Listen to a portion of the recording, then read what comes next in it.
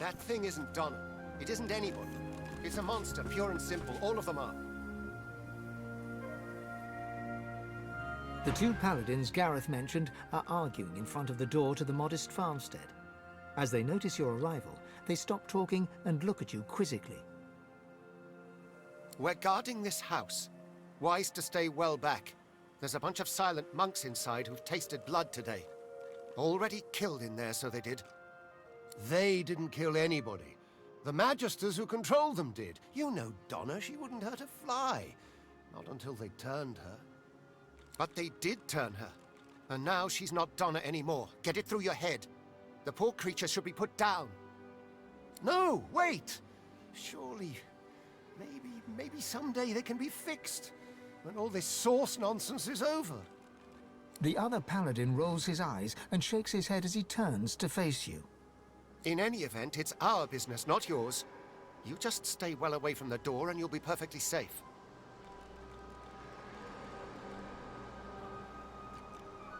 You can't do that. They were people who were loved. It's not right to butcher them like cattle.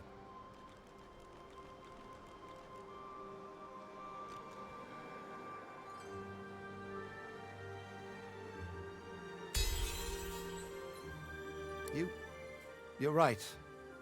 Here, take the key. We'll leave you to it. I don't want to see Donna like that again. You'll remember her as she was, Jad. The real her. Paladin William nods his thanks to you, and with a last sorrow-filled glance at the house, Paladin Jad turns to follow his companion away. But, fine.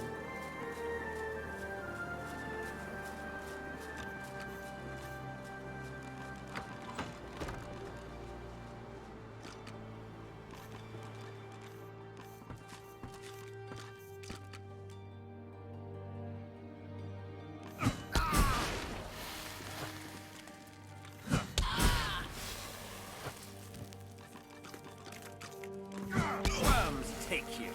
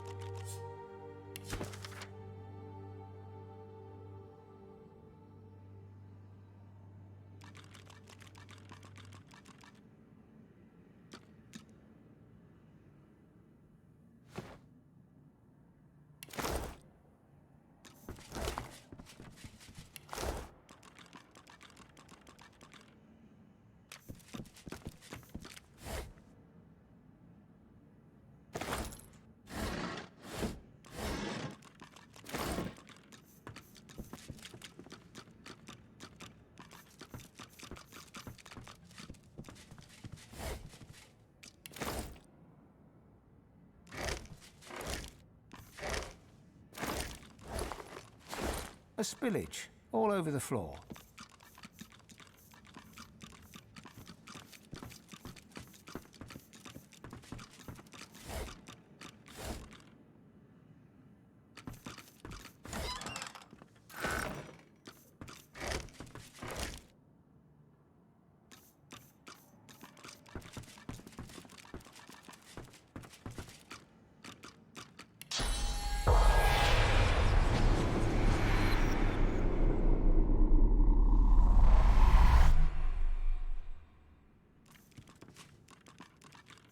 May Gareth always choose the right path.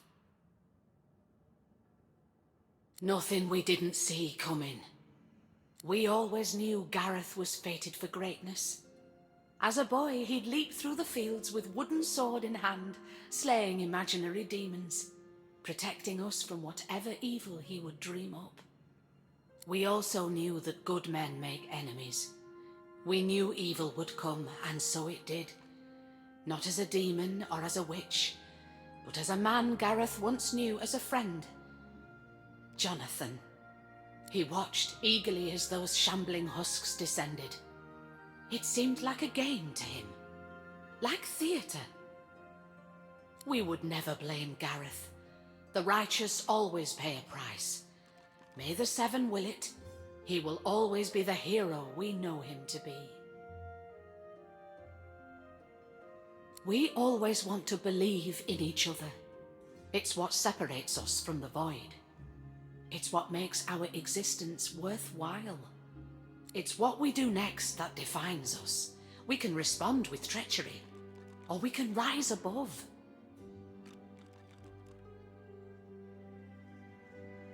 I trust that you will. Gareth did his duty. We felt it was only right that we did ours. The farm was always a safe space for sorcerers needing refuge. They deserved a haven, and so we gave them one. Our guests were usually frightened, shy, grateful. They never used their source, so the Voidwoken never came. The last one, though, she wasn't like the others. A lizard named Hanag. We housed her and fed her. Robes like a wizard's, voice like a queen's. Voidwoken appeared before long, and paladins after that. She clearly drew the Magister's attentions. Our fates were written.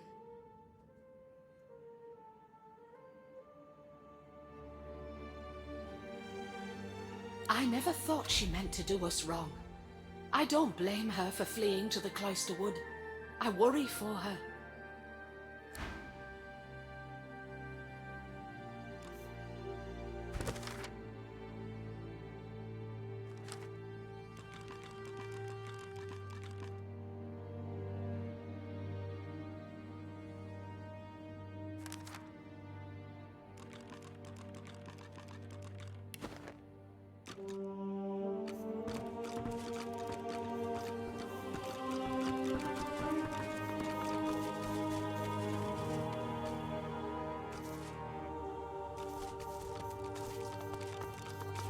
Nice.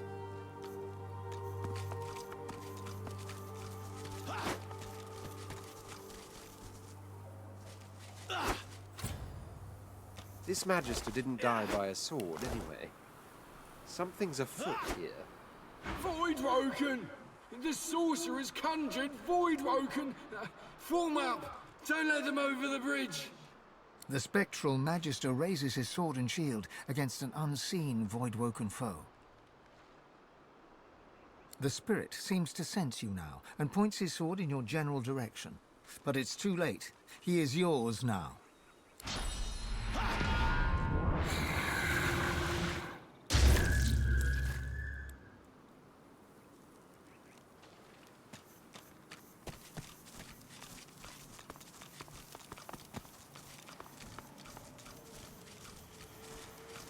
Everything.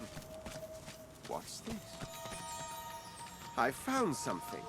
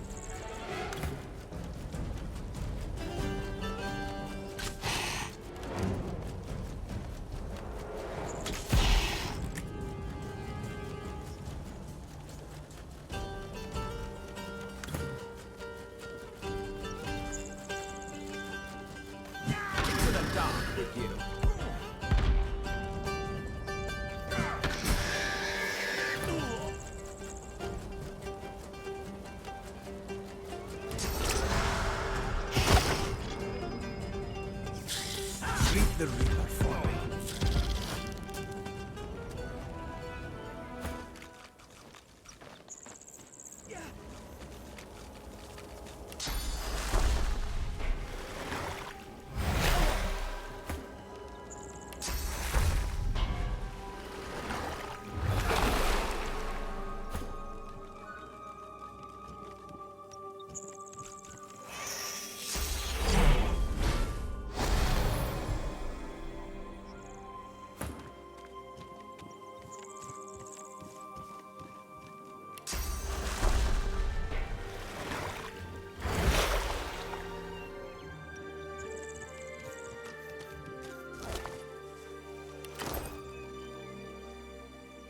The stench of dead Voidwoken assails you.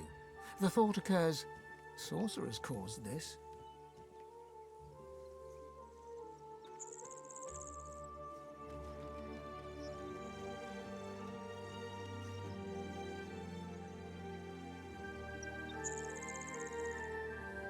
Tyrants will dredge up any reason to silence the people. Sure, Source isn't all good, but that don't mean you can change the world order to control it either. To think, this destruction could have been averted if Sorcerers had shown some restraint. Perhaps the Magisters are more justified than I imagined. Source can be used for good or ill. That's what the Magisters need to learn.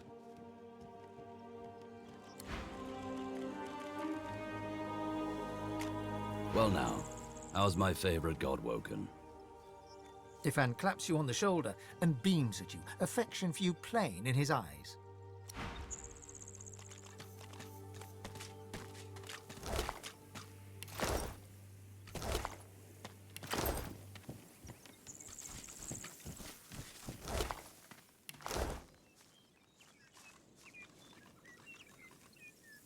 Bloody shambles, this. My thanks for your help. He takes a pull from a water canteen, then splashes some over his blood-stained hands. No, it ain't mine. A sorcerer fugitive was hiding here. Some of the locals were stupid enough to help him. We got a tip-off, but he wasn't willing to go quietly. These Voidwoken appeared, thanks to him. It was messy. A lot of the locals didn't make it, and those that did, well, there's a price for helping sorcerers.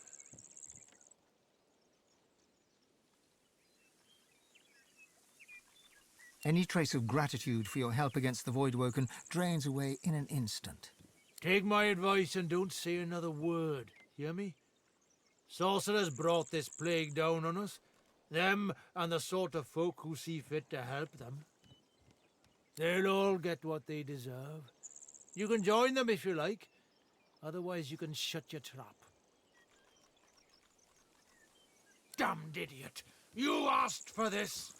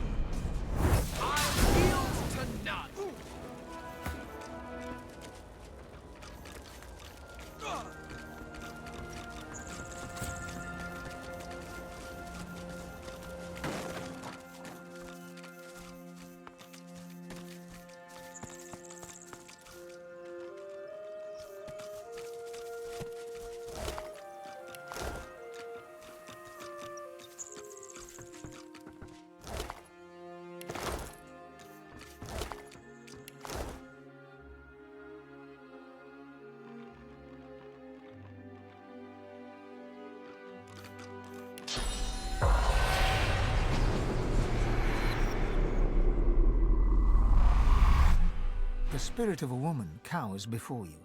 She has her hand clamped over her mouth in a desperate effort to stifle the whimpering. Something catches her eye. Terror swamps her, and she slips to the floor, screaming. Help! Somebody! Help! Voidwokens!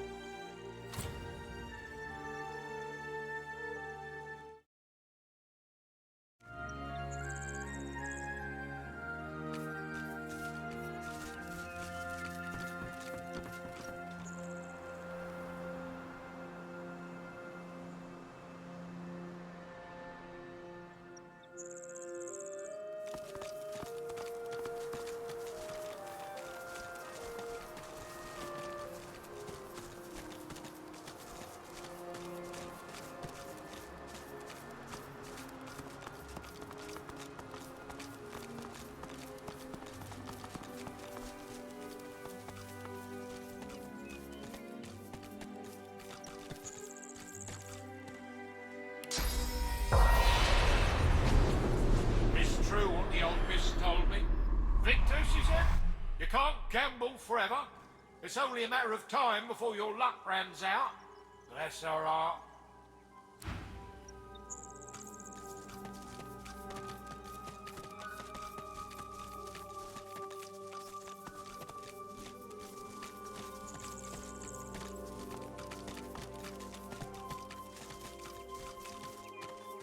A man paces back and forth, puffing anxiously on a pipe.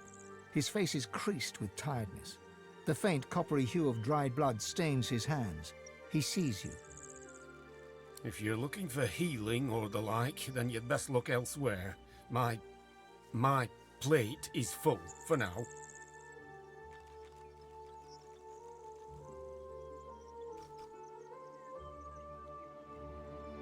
The man chomps on the bit of his pipe, generating a small cloud of nervous smoke. Finally, he plucks it from his mouth and clears his throat. I came by a new patient, a young woman, very troubled. I'll do what I can for her, but I'll need to concentrate. And that means... He gestures with his pipe for you to leave.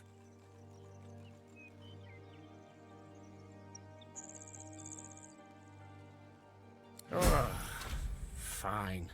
You can help. Take this key and go to the cellar. I'll join you there.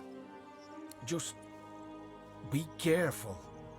It's clear she's a powerful sorcerer, but also whatever she was subjected to has warped her in body and mind. I have her locked up for good reason.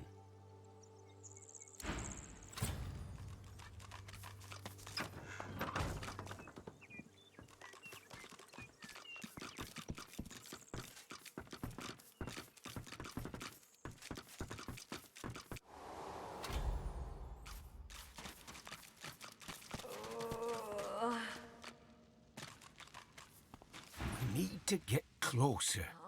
Then maybe I can sedate her. Across the cellar, a shape bearing some resemblance to a woman lurches around to face you. It utters a marrow-curdling gurgle. She senses us. Be calm and quiet. No sudden moves.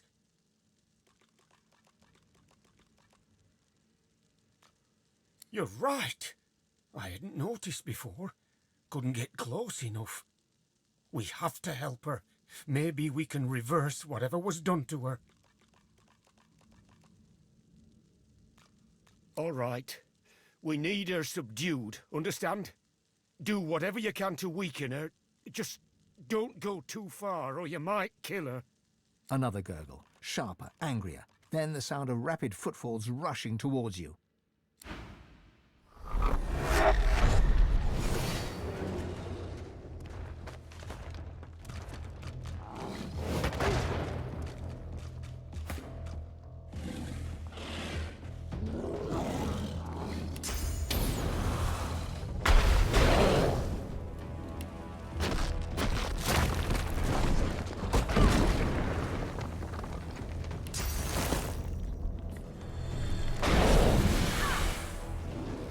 Too strong. She must be weakened, or there's no way to help her. The young woman lies still on the floor, her breathing an uneven rasp. Swan's satchel of surgical tools lies nearby.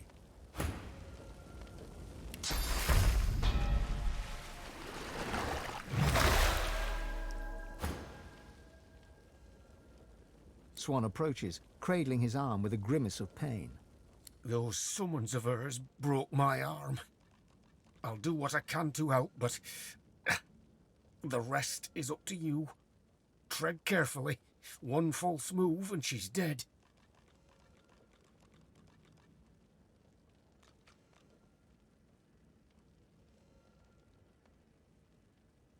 Swan carefully holds her head steady with his one good arm. Something moves along her exposed lobe. It's a maggot of some kind.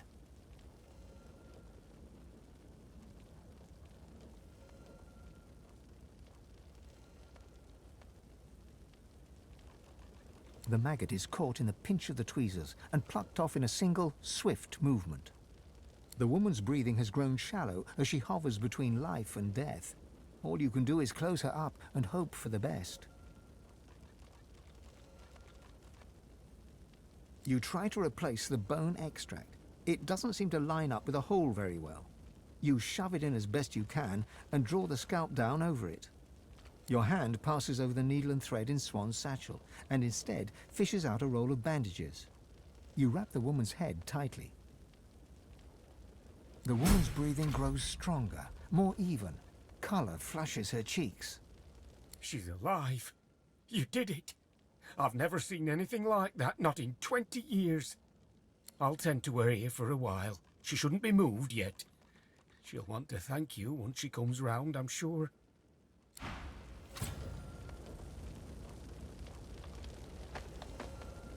The young woman blinks as she struggles to focus her vision on you.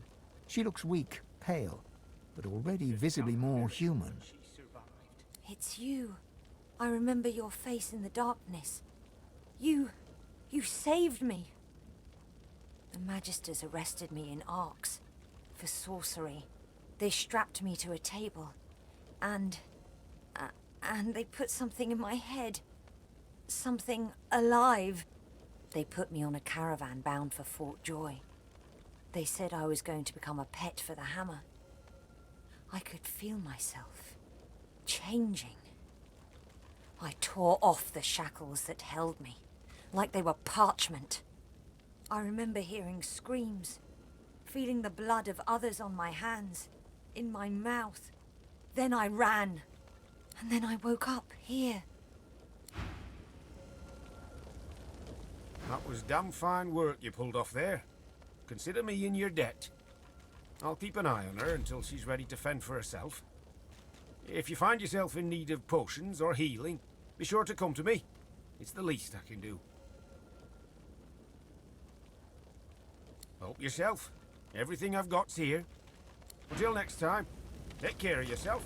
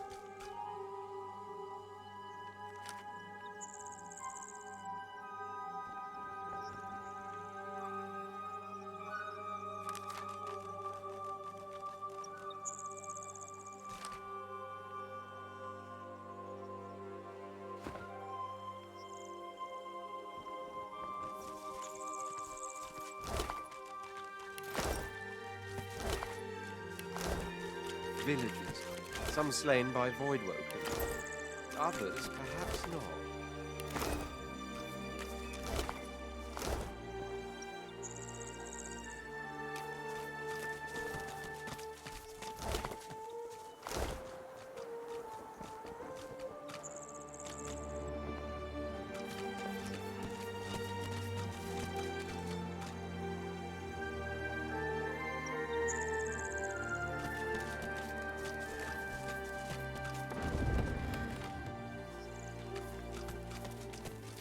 These people were slain by blades, not Voidwoken.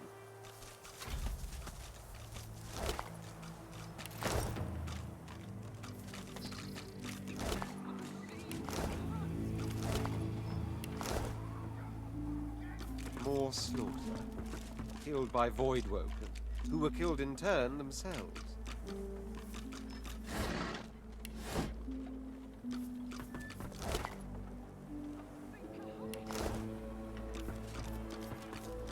A snarl of vines snakes upward from the corpse. After a moment, you realize the gruesome truth. They're not entangling the corpse, but bursting from it.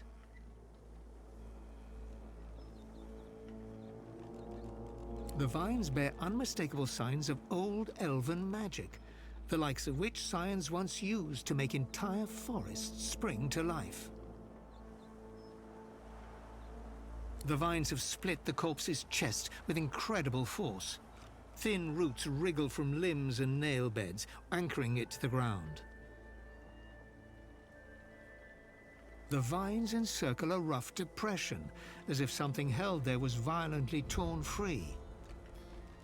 Before you even registered the cool flesh, the vines lash around your wrist and drag you close.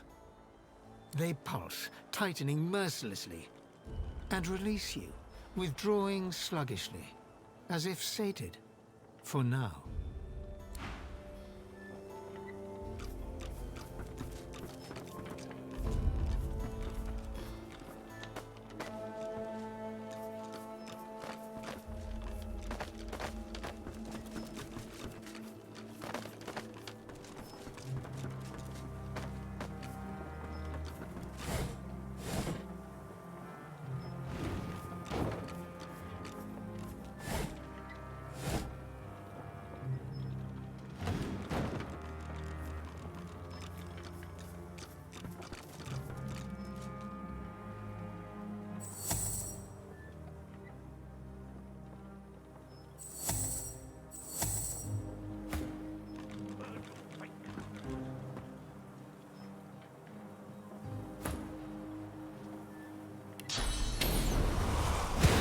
Executioner's blade hovers inches above a young woman's throat. The nearby magister drones a prayer with all the passion of a silent monk's empty gaze. The divine does not absolve a traitor of his grace. You've tended not to the seed the seven have planted. Without faith, it cannot flourish.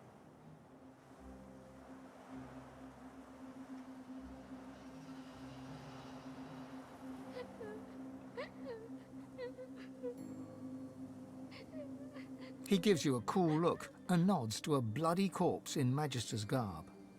That's the welcome the Crossleys give to law-abiding magisters. Sorcerers, though, they get bathed and fed.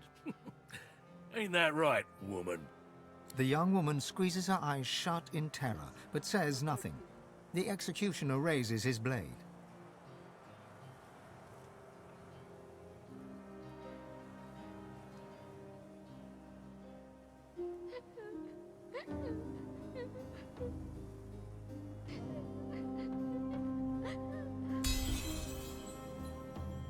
The Magister slides his finger along the shivering woman's cheek and motions to the executioner to stand down. Oh, but you are such a delicate thing, aren't you? Very well. We've given the wolves and worms enough to feast on. Besides... He passes his gaze over the woman's remaining family, then to a corpse bleeding out nearby. A child's corpse. You prefer death to living with your fatal mistake. I trust you'll all remember your lost little boy the next time you think of defying the Order.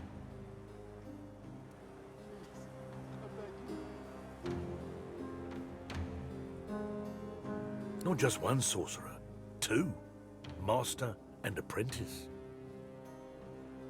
White Magister Jonathan's got the greenhorn on the ropes right now, no doubt. Only a matter of time before he blabs about that mentor of his. He'll talk. They always do. Now move aside. We've got business elsewhere. So that's the way of it, is it? Let's get this done.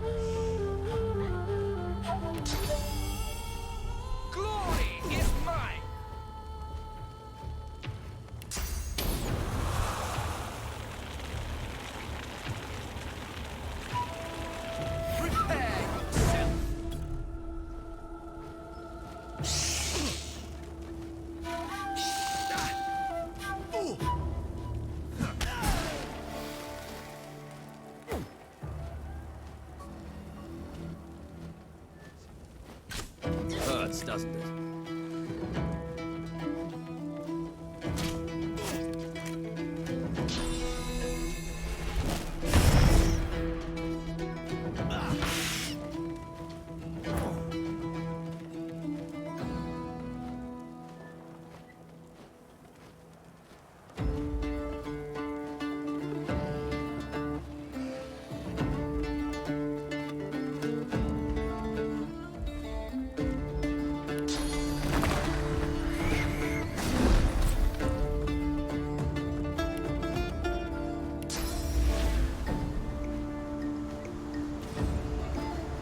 Glory is mine.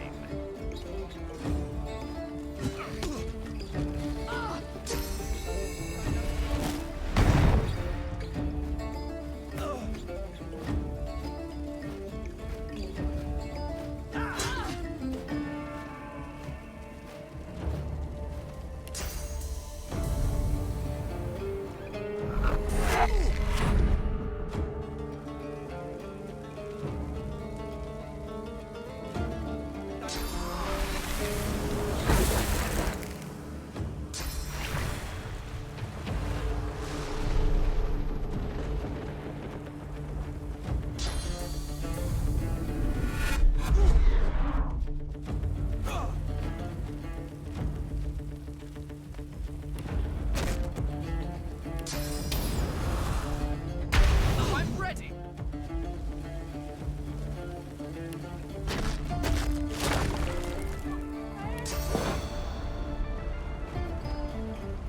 I'm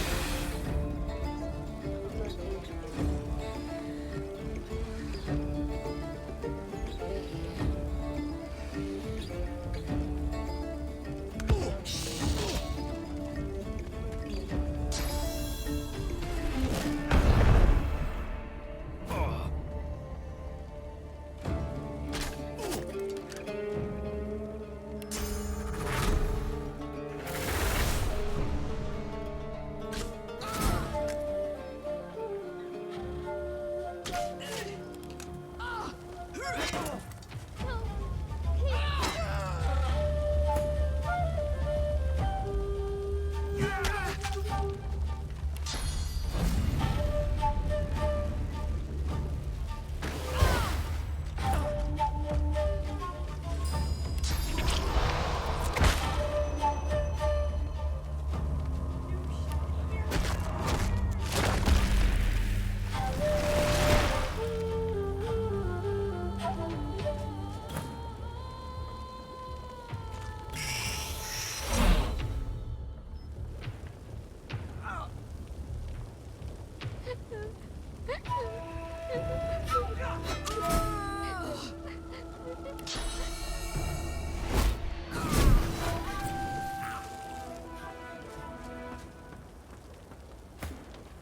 I'm fading.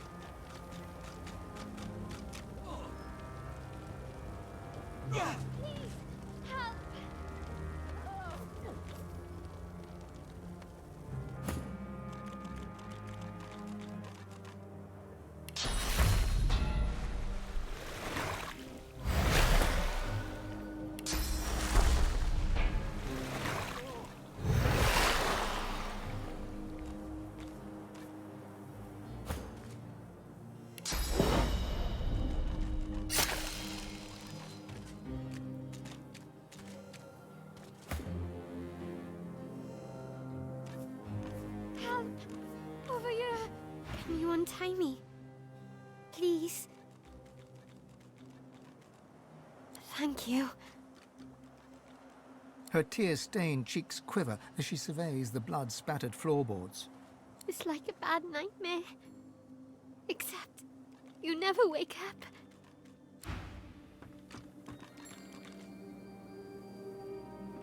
Please. The young man grunts as he fruitlessly tries to free his hands from the heavy knotted rope. Thanks. Stranger. He looks to his slain brother's body. His eyes well with tears, though none break free. We didn't deserve this. We didn't deserve any of this.